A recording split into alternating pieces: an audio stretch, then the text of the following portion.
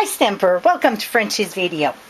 Well, today I'm going to show you how to do a gated card with the framelit.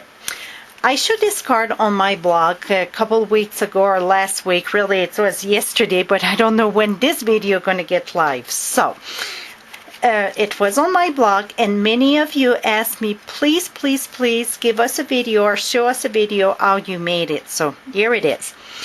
Why I call it a gated card with the framelit, it's because I'm using the framelit and it opened as a gate. So one thing I'm going to warn you before I get started, you're going to have to be patient with me because my space to work here, it's not big, and I'm going to have to bring the big shot, move the big shot, and that. So let's get started. First thing that we're going to need, it's a piece of regular cardstock, 8.5 by 11. We want to cut it on the long way.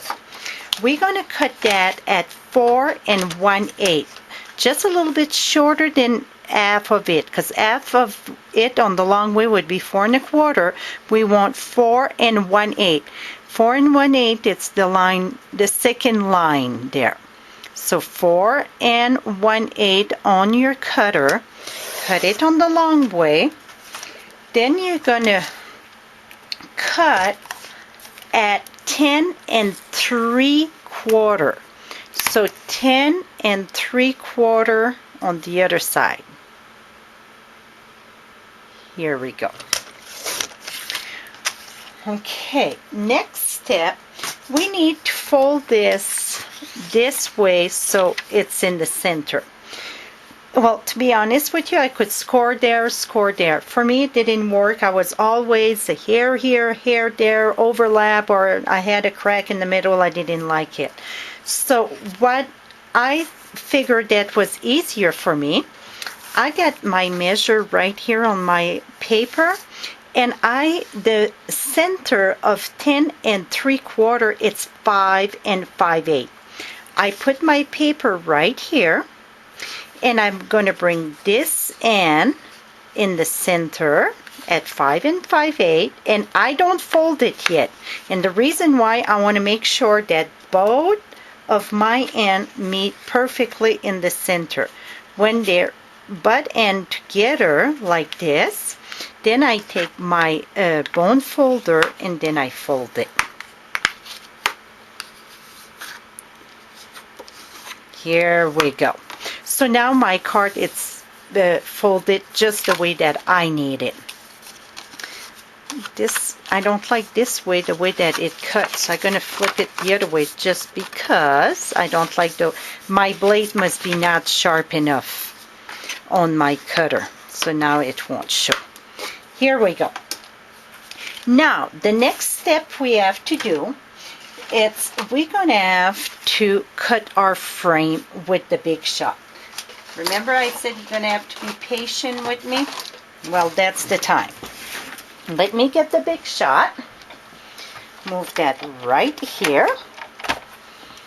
And I'm going to have to move you up too. And that's about how up it gets. Here we go. Now, we're going to take, for the framelit, remember you need all your tab down. So we're going to put this here. You need a clear plate. And then in your frame, the way that I count them, I say I use number 2 and 3. I start from there and I count. So if I would say I use number 3, it would be this one. So we use number 2 and 3. So 1, 2, and 3. It's those two that we're going to need. So 2 and 3 we're going to need. And this time, I'm going to do it in Merino Mist. The other one that I did last week was in Razzleberry. This time it's Merino Mist. You're going to put your bigger one there. And the piece of cardstock I'm using, it's 5.5 by 4 1/4. And remember, when you put your framelit, the side that it's raised need to go down. So you're going to put your frame there. And it won't move when you roll it in the big shot. The trick to this, make sure you get that center one inside the other there. You're going to take some Post-it note and you're going to put it on top, so then it won't move when you pass it in the big shot. And then I'm going to take my other clear plate and roll it through.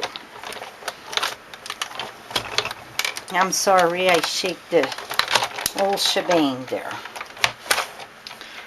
Okay, I'm just going to move that aside. We're going to need that later.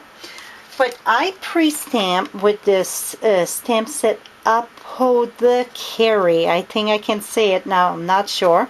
I pre-stamped that in Marina Mist. And again, you need all your flap down. And for this one, you need the number 3 here. That would be the number 3. So it's the smaller one on your frame that you need. Remember, the smaller one in your frame, because you need it to fit exactly inside of the frame that you did. Again, I'm putting a piece of Post-it note so it's not moving. Let's cut this.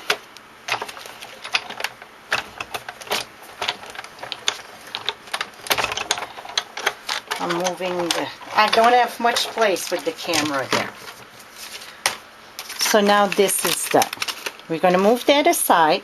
Now what we're going to do with the card that we folded, we're going to emboss the 2 tabs. So what you're going to need, I'm using the final press for the embossing one. We're going to emboss that. So clear plate in the bottom, clear plate on top, and your embossing folder, tab open. Let's roll this through. And then I'm going to do the same thing on the other side. I'm trying to rush here, and the more that I try to rush, the worse that I'm getting. Okay, let's go on the other side.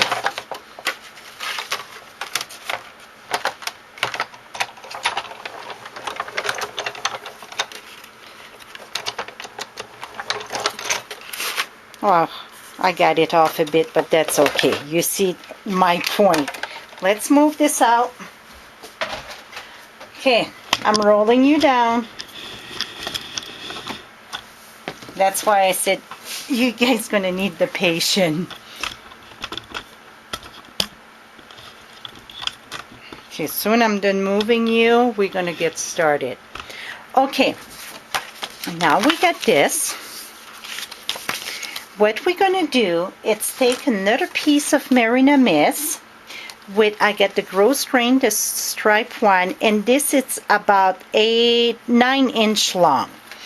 What you're gonna do, we're gonna take our snail that I move all my mess here. Here I get another one.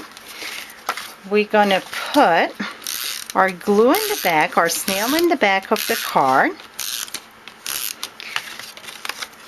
Put my ribbon right, I'm trying to put my ribbon as much as I can in the center. Put it on my backing. That's why we needed to cut this piece at a smaller than the center, because I wanted to have a backing so the ribbon get a place to hold on. So now I got this here. Okay, we got our frame, this part here, and then we get this. Well, I show you how to cut this, but what I did, I used my marker, the Pierre Pizzazz, for the leaves, and then all the glitter thing that you see, it's all with the dazzling detail. And when you use that, it brings the blue out.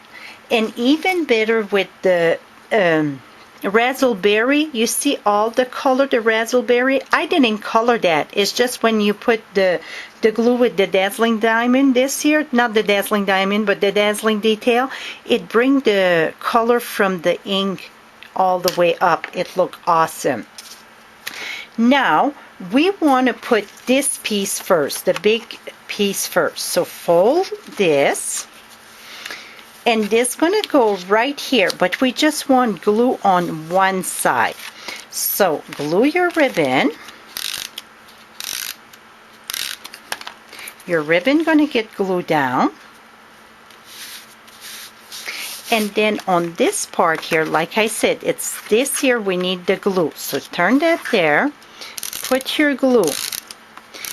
And to be honest with you, you want to put plenty. Don't pass the center, please don't, because then it will not open as a gate.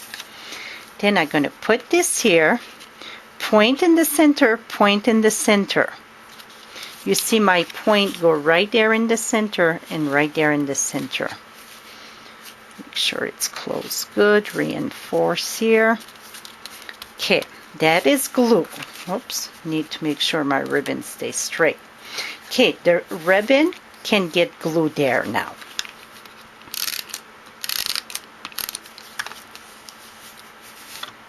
Here we go. Now, for this part, for your frame itself, we want glue on the right side. The big part here, I don't know what to call that. That would be like the picture. You want it just to glue on the left side. The frame, you want it on the right side only. So let's put our glue on the right side. And remember, don't pass the center. Okay, to make it sure that it match together, lift your ribbon. And this part, it's no glue. So match that part first. And then go down. And then you get your perfect, oh, make sure you lift your ribbon all the way. Does my ribbon go? Yeah, like this. Here we go. I'm going to reinforce this, and then all my frame, I want to make sure it's reinforced good. Then I would take my ribbon, fold this. When the fold it's in, like the opening it's there, then I'm going to take this and go under and go down. I have my point there. Voila. Is that cool or what? And then when you open it up, this part it's not glue, that part it's glue. Voila. So that is kind of simple. It's just that you have to remember that the frame, the outside frame, get glue on the right. I get stuck there. And the picture get glue on the left. And then look when it closes.